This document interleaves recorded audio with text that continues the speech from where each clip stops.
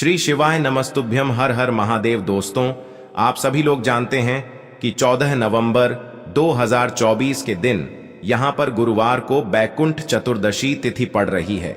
इसीलिए दोस्तों, इस दिन का महत्व बहुत ही ज्यादा बड़ा होता है, क्योंकि यह चतुर्दशी तिथि कार्तिक महीने में गुरुवार को पड़ रही है और इस दिन श्री हरि विष्णु की पूजा की जाती है। और इस दिन आपको एक चुटकी हल्दी वाला उपाय आप लोगों को जरूर करना चाहिए, क्योंकि हल्दी विष्णु भगवान से जुड़ी है और इस दिन विष्णु भगवान के समक्ष कोई भी विशेष उपाय करते हैं, उसकी सभी मनोकामनाएं जल्द ही पूरी हो जाती हैं।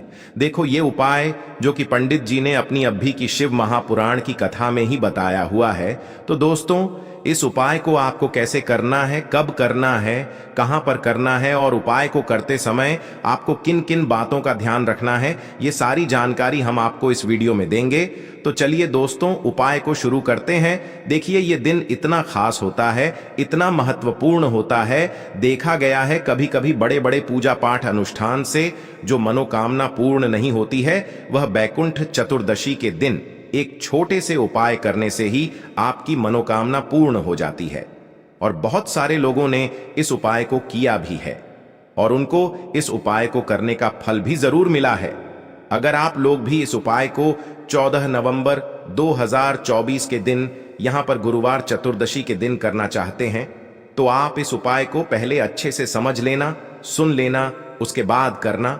आपको इस उपाय का फल जरूर मिलेगा और इस उपाय को करने से आपके घर में चाहे किसी भी प्रकार की दुख और समस्या क्यों ना चल रही हो, आपको उसका कारण भी नहीं पता है कि भाई यह समस्या किस कारण से चल रही है, उसका कुछ भी कारण हो सकता है। जैसे पितृदोष हो सकता है या किसी भी तरह का मंगल दोष भी हो सकता है, और भी बहुत तरह के दोष होते हैं, कुछ भी हो सकता है।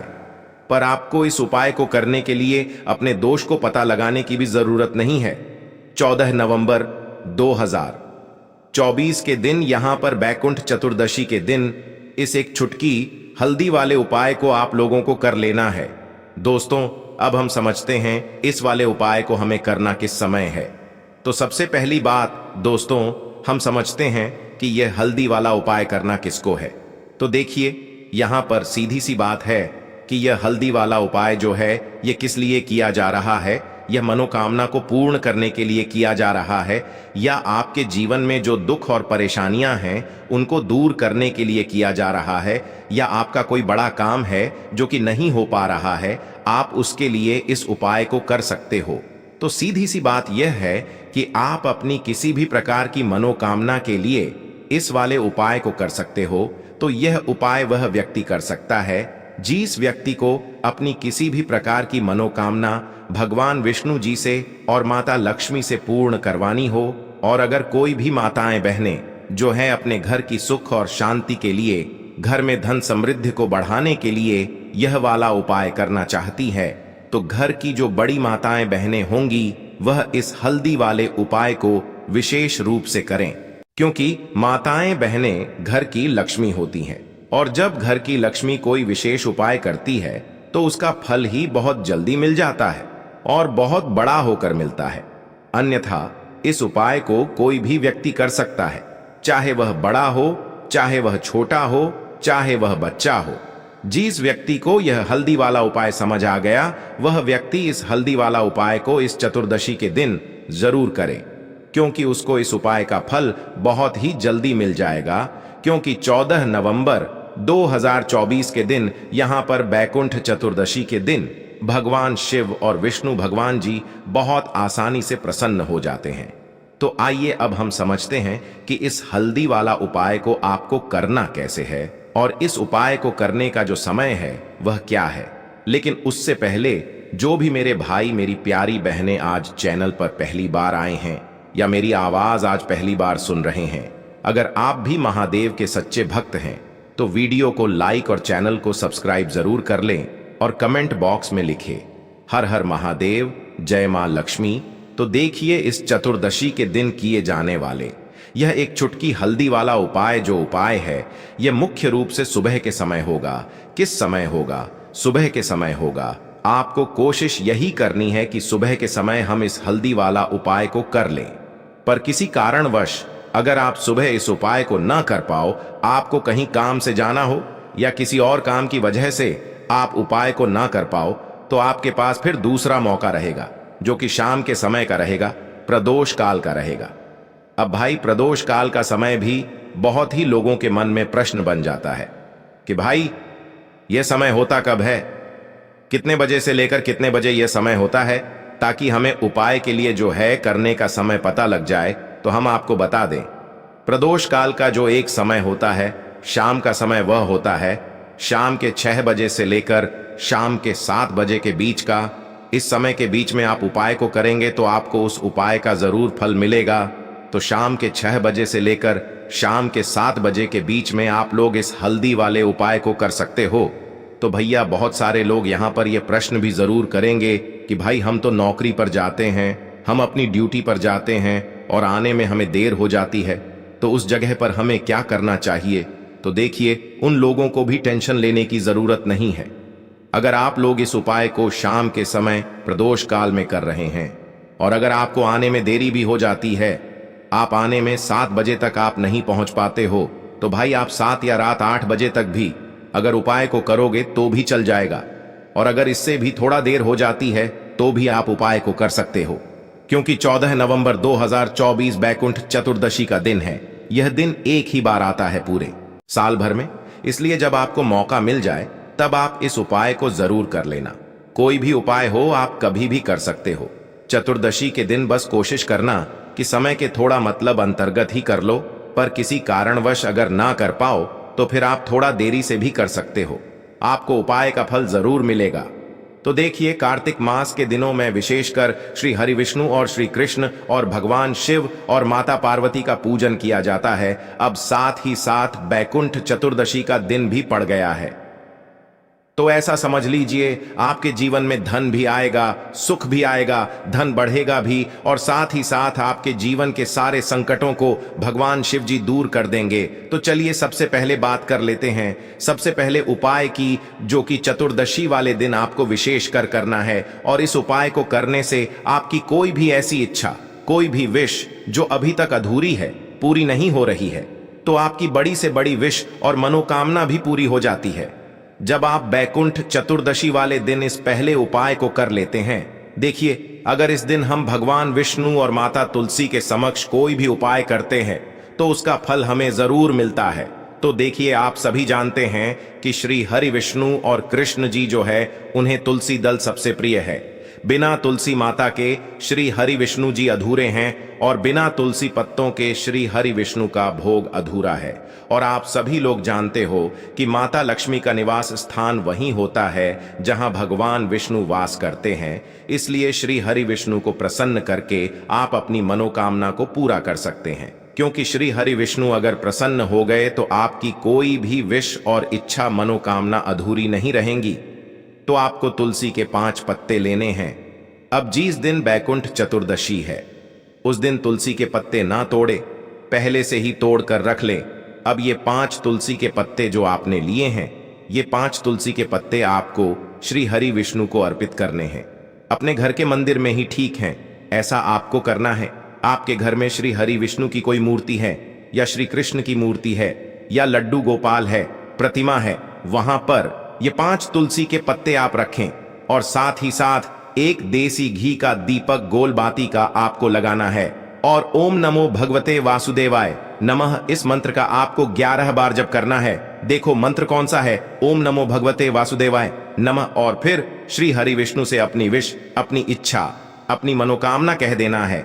और फिर देखना आपकी विश और इच्छा, जो भी आपकी मनोकामना है, जो भी अपने जीवन में आपको चाहिए, अगर निर्धनता बहुत है, आप अपने घर से गरीबी को दूर करना चाहते हैं, या फिर धन आपका बढ़ता नहीं है, आप चाहते हैं कि आपका धन बढ़े, या फिर आपके घर में फिजूल खर्ची बहुत होती है, पैसा आपके पास नहीं रुकता है, आप चाहते हैं कि पैसा आपके पास रुके, या फिर घर में कोई व्यक्ति ऐसा है जो बहुत बीमार रहता है, या फिर किसी का विवाह नहीं हो पा रहा है, तो जो भी आपकी इच्छा है, जो भी आपके विश है, बस एक बार श्री हरि विष्णु से कह देना। क्योंकि गुरुवार भी इस दिन है, साथ ही 7 साल का सबसे बड़ा महीना है। यह दिन इतना उत्तम है कि जो भी आप श्री हरि विष्णु जी से मांग लेंगे, जो उनसे कह देंगे वो आपकी विश, आपकी मनोकामना को बहुत जल्दी पूरा कर देंगे। दोस्तों, अगर आपने अभी तक हमारे छायाजन चैनल को सब्सक्राइब नहीं किया है तो सब्सक्राइब कर लें, जिससे कि आपको ऐसी ही ज्ञानवर्धक वीडियो मिलती रहे। और कमेंट में जय विष्णु भगवान हमारी रक्षा करो कमेंट में अवश्य लिखें। और आपको यह उपाय कैसा लगा यह भी हमें कमेंट में अवश्य रूप से बताएं। तो ये पहला उपाय है। बात करते हैं अगले उपाय की। अब बताते हैं तुलसी के गमले में आपको वो कौन सी चीज डालनी है जिस उपाय को करने से आप अपने जीवन में महाधनी बन जाएंगे। इतना धन आपको मिलेगा कि कभी भी आपके धन में कमी नहीं आएगी, कभी भी आपका धन बर्बाद नहीं होगा। आपके पैसे की बर्बादी बिल्कुल आपके जीवन से रुक जाएगी। और जो लोग कहते हैं कि घर में पैसा तो आता है, पैसा रुकता नहीं है और पैसा बढ़ता नहीं है, वृद्धि नहीं हो रही है, उन्हें भी विशेष यह दूसरा उपाय बैकुंठ चतुर्दशी वाले दिन जरूर करना चाहिए। तो देखिए, पहले ही आपको बता दिया कि श्री हरि विष्णु की पूजा और उनका भोग, श्री मतलब तुलसी मैया के बिना अधूरा है ना। और तुलसी मैया जो है वह श्री हरि विष्णु के बिना अधूरी है। तो देखिए, जब भी आप तुलसी का कोई उपाय करेंगे तो सीधे सीधे आप श्री हरि विष्णु और श्री कृष्ण जी को प्रसन्न कर लेते हैं। अब व्यक्ति को, यानी जो भी व्यक्ति है, किस व्यक्ति को कितना धन देना है, यह श्री हरि विष्णु के हाथ में होता है। धन देने का काम मां लक्ष्मी करती है, जो कि मां तुलसी का ही एक रूप है। मां तुलसी जो है यह माता लक्ष्मी का ही स्वरूप है ना। तो आपको करना क्या है, आपको लेनी है यहां पर हल्दी पिसी हुई, जो कि श्री हरि विष्णु से जुड़ी हुई है, आपके गुरु ग्रह से जुड़ी हुई है, आपकी कुंडली में गुरु को मजबूत करती है, सुख सौभाग्य को खींचने का काम करती है, धन को बढ़ाने का काम करती है। तो एक छुटकी पिसी हुई हल्दी आपको लेनी है। और यह पिसी हुई सूखी हल्दी ही आपको अपने गमले में, तुलसी का पौधा जिस गमले में लगा है उसमें अच्छे से इस हल्दी को डालना है, ठीक है ना। और ओम नमो भगवते वासुदेवाय नमः इस मंत्र का जाप करना है। कितनी बार? कम से कम 11 बार जाप करना है। ओम नमो भगवते वासुदेवाय नमः इस मंत्र का जाप करते रहना। और हल्के हल्के से तुलसी के पौधे में आपको पूरे गमले में पिसी हुई हल्दी का छिड़काव करना है। तो देखिए, जो व्यक्ति इस उपाय को बैकुंठ चतुर्दशी के दिन कर लेता है, ऐसा समझ लीजिए अपने जीवन से नहीं आने वाली 7 पीढ़ियों के जीवन से निर्धनता और गरीबी को दूर कर देता है। क्योंकि हल्दी जो है ना, यह साधारण नहीं है। हल्दी इतनी उत्तम होती है कि रातों रात आपके जीवन में चमत्कार करती है। आपने देखा होगा कि कोई भी शादी होती है, विवाह होता है ना। कोई भी ऐसा शुभ काम हम करते हैं उसमें हल्दी जरूर लेते हैं। गृह प्रवेश जब हम करते हैं तो हल्दी के स्वस्तिक का निर्माण करते हैं। कोई भी अच्छा काम करने जा रहे हैं, हल्दी उसमें लेते हैं। और हल्दी जो है यह आपके गुरु ग्रह को मजबूत कर देती है। अगर कुंडली में गुरु कहीं ना कहीं मजबूत है तो इससे उत्तम उपाय आपको, ऐसा समझिए, बैकुंठ चतुर्दशी का मिलेगा नहीं। बहुत ही उत्तम उपाय है। तुलसी के गमले में एक चुटकी पिसी हुई हल्दी डालना है। तो यह बहुत ही उत्तम उपाय है। इस उपाय को आप जरूर करें। बैकुंठ चतुर्दशी वाले दिन और साल का सबसे बड़ा यह दिन है। तो इस उपाय को करने से श्री हरि विष्णु आपसे न केवल प्रसन्न होते हैं, आपसे इतना प्रसन्न हो जाते हैं कि जीवन में कभी आपके गरीबी और निर्धनता को नहीं आने देते हैं। तो चलिए अब बात कर लेते हैं अपने तीसरे उपाय की, जो कि मुख्य द्वार से जुड़ा हुआ है। और यह उपाय है स्थिर लक्ष्मी के वास के लिए है। ऐसा पैसा आपके घर में आएगा जो आपके घर में ही रुकेगा। ऐसा पैसा कभी आपके घर में नहीं आएगा जो आपके घर से जाएगा और विशेषकर फिजूल खर्ची में जाए। अब आधे से ज्यादा लोगों की यही समस्या होती है कि घर में पैसा तो आता है लेकिन बहुत जल्दी घर से चला जाता है या फिर फिजूल खर्ची में चला जाता है। तो धन की बर्बादी जिन लोगों के घर में हो रही है उन्हें विशेषकर यह तीसरा उपाय करना है। जिन लोगों के पास बिल्कुल पैसा आना बंद हो गया है, सर पर लगातार कर्जा बढ़ रहा है, उन्हें भी यह तीसरा उपाय करना है। तो देखिए आपको फिर से क्या लेना है।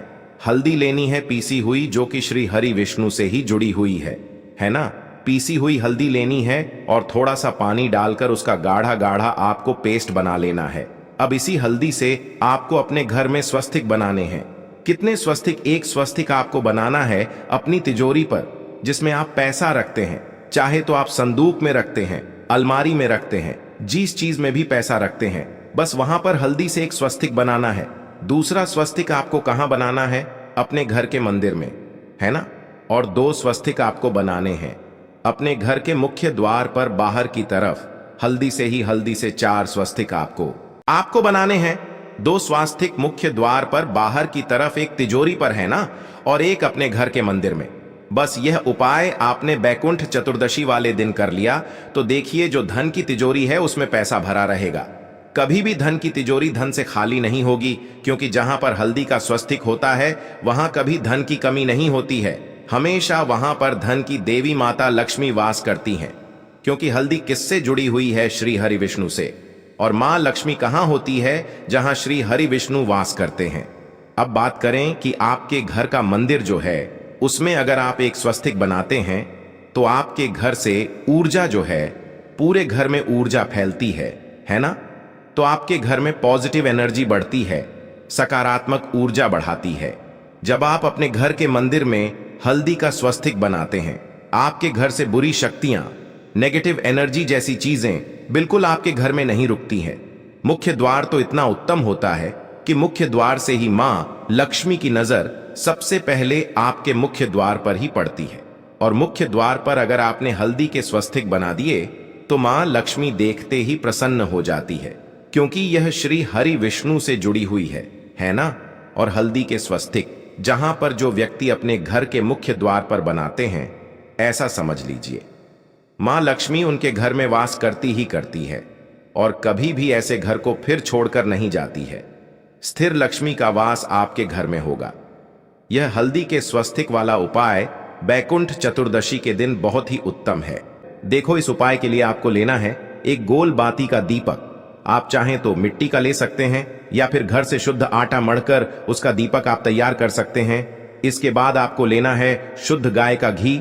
अगर वो नहीं है तो कोई भी देसी घी इस्तेमाल कर सकते हैं, जिससे आपको दीपक प्रज्वलित करना है। देखो, अब ये सब सामग्री लेकर आपको जाना है प्रदोष काल में आपके घर पर तुलसी जी के घेरे के पास में। देखो, ये उपाय तो आपको अवश्य करना है। देखो, वहां पहुंचकर सबसे पहले वो दीपक आपको प्रज्वलित कर देना है और ओम नमो भगवते वासुदेवाय नमः का 11 बार जाप करना है।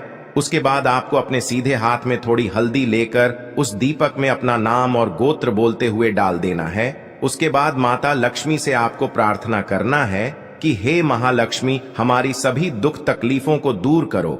हे महादेव, हमारे सब दुख कष्टों को खत्म करो। इस भावना से आपको ये उपाय करना है। साथ ही साथ कोशिश करें कि इस दिन गाय माता को हरी घास अवश्य खिलाएं और एक पानी का घड़ा भरा हुआ किसी भी तरह से ना हो तो मंदिर में जरूर दान करें। और अगर आपको हमारी ये वीडियो पसंद आए तो वीडियो को एक लाइक जरूर करें और कमेंट बॉक्स में लिखें हर हर महादेव। धन्यवाद। ऐसे ही जानकारी के लिए छाया जैन चैनल को सब्सक्राइब करें और अगर आपको यह वीडियो अच्छी लगी हो तो एक लाइक अवश्य करें और कमेंट में ओम नमः शिवाय अवश्य लिखें। धन्यवाद।